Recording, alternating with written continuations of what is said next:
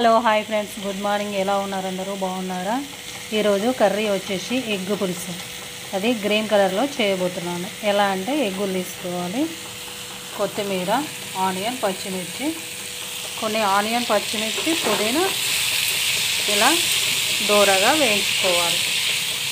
ఇలా వేయించుకున్న తర్వాత వీటిని పేస్ట్ పట్టుకోవాలి. ఇప్పుడు ఎగ్గులు ఉడకబెడుతున్నా.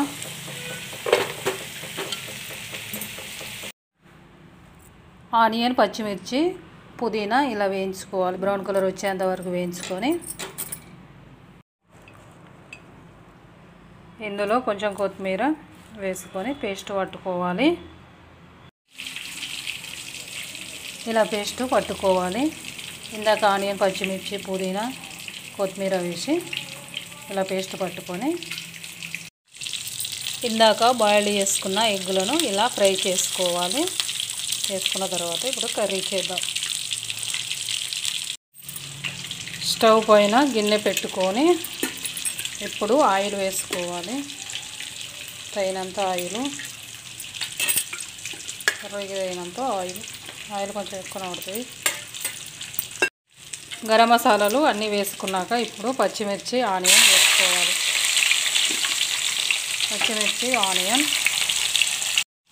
పచ్చిమిర్చి ఆనియన్ వేసుకోవాలి. ఇప్పుడు రుచికి తగినంత సాల్ట్ వేసుకుంటే తొందరగా వేగుతాయని సాల్ట్ వేసుకోవాలి. ఇందులో కొంచెం కసూరి మేతి వేసుకోవాలి. కసూరి మేతి వేసుకుంటే చాలా టేస్టీగా ఉంటుంది. పసుపు, చిటికెడు పసుపు వేసుకోవాలి. ఇందాక పేస్ట్ చేసుకొని పెట్టుకున్న ఈ పేస్టును ఇప్పుడు వేసుకోవాలి. పేస్టును ఇలా వేసుకొని కలుపుకోవాలి. పచ్చివాసన పోయేంత వరకు కలుపుకోవాలి. ఎగ్గులు ఇలా ఫ్రై చేసుకోగా కొంచెం పసుపు, కొంచెం కారం వేసుకొని ఫ్రై చేసుకోవాలి. ఇలా కలుపుకోవాలి. ఇలా ఆయిల్ పైకి వచ్చేంత వరకు దీన్ని ఫ్రై చేసుకోవాలి. ఆయిల్ మొత్తం పైకి రావాలి, అప్పుడే పచ్చివాసన పోయినట్టు.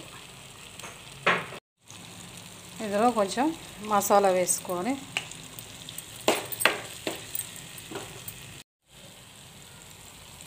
ఇప్పుడు కొన్ని వాటర్ వేసుకోవాలి.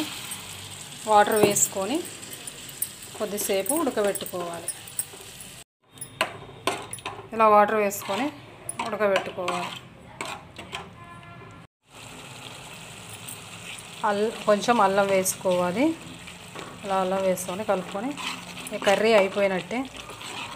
అసలు ఫస్ట్ వేసుకోవాలి అల్లం, కానీ మర్చిపోయాను. ఇప్పుడు లాస్ట్లో వేసుకున్నాను. కొత్తిమీర,